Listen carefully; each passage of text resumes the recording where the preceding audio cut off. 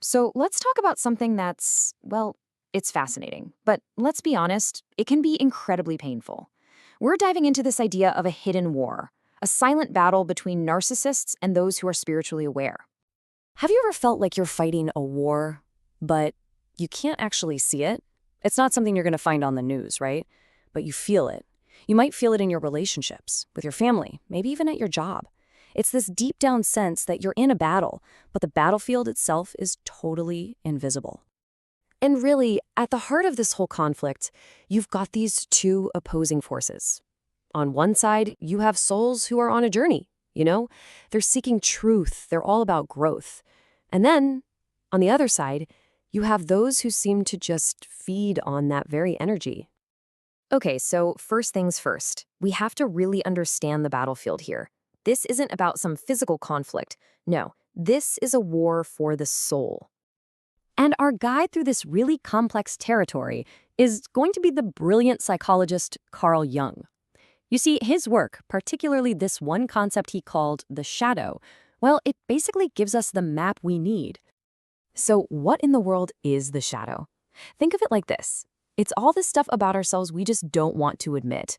You know, the insecurities, the fears, the flaws we think we have, all the things we kind of push down into the unconscious basement of our minds and try to forget are even there. And Jung gives us a really critical warning right here. He says we all have a shadow, every single one of us. So the danger isn't in having one, it's in pretending that we don't. Because the more we ignore it, the more powerful, the more destructive it becomes. So, this brings us to this really strange kind of magnetism, doesn't it? It helps explain why a person who is just full of light can find themselves almost inexplicably pulled into the orbit of someone who is operating from a place of deep shadow. Well, let's just break this down. The spiritually aware person, they radiate authenticity and empathy. They literally create their own inner light. Now, in total contrast, the narcissist is really defined by an inner emptiness. They can't create their own light, so their unconscious drive is to find it somewhere else and consume it. And this right here is the crucial point. Your very presence, your light, it acts like a mirror. It forces the narcissist to get just a tiny glimpse of their own shadow, of that emptiness they work so hard to deny. And their reaction? It's not to heal what they see. No way. It's to shatter the mirror.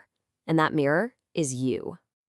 And the main weapon they use for shattering that mirror is a really powerful psychological mechanism that, yep, Jung also identified. It's called projection. So here's how it works, kind of step by step. First, the narcissist feels their own inadequacy. Second, because they can't handle it, they unconsciously deny it. Third, they launch that feeling outward and they pin it right on you. And fourth, because you're likely an empath, you absorb it. You start to believe that maybe it's true about you. So, for example, when a narcissist says, "You're too emotional," what are they really saying? Well, it's a confession. They're admitting that their own inner world is completely unregulated and chaotic, and they're just projecting all that chaos onto you. Or what about this classic? "You're the problem." I mean, this is just a direct deflection of all accountability. By making you the source of every single issue, they never have to face their own role in all the dysfunction. And this one is maybe the most revealing of all. "You think you're better than me." That is not an accusation.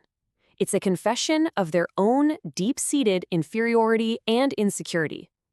They are projecting their own self-judgment directly onto you. And all of this leads to a really painful paradox.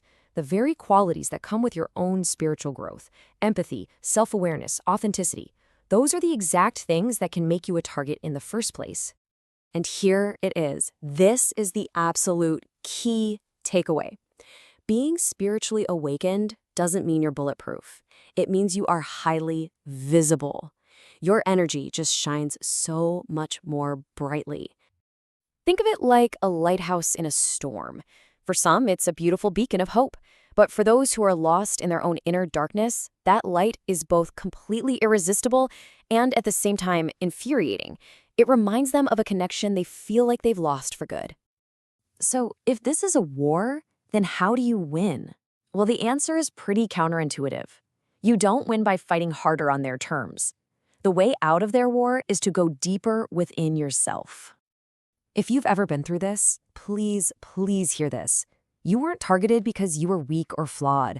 You were targeted because you possess an inner richness, a light, a depth, and authenticity that they desperately crave but can never create for themselves. So ultimately, your power, it's all in your awareness. Your empathy isn't a weakness, it's a superpower that just requires some strong boundaries. The true spiritual path, it's about understanding your own shadow so you can recognize it in others. The goal isn't to dim your light, it's to learn to shine it with wisdom. And this brings us right back to Jung one last time. He reminds us that true enlightenment isn't about just pretending everything's perfect. It's about having the courage to look at our own darkness, to understand it, and to integrate it. That is where real strength is found. So, when the narcissist tries to pull you into their chaos, into their shadow games, you just have to remember this: you don't have to engage. Don't fight them in their territory. Instead, just stand firmly in your own light, your own truth, and watch their projections and illusions just lose all their power. And that really brings us to the end. The real question this leaves us with isn't about them, it's about you. Knowing all this, what's one way you can choose to stand more fully in your own light today?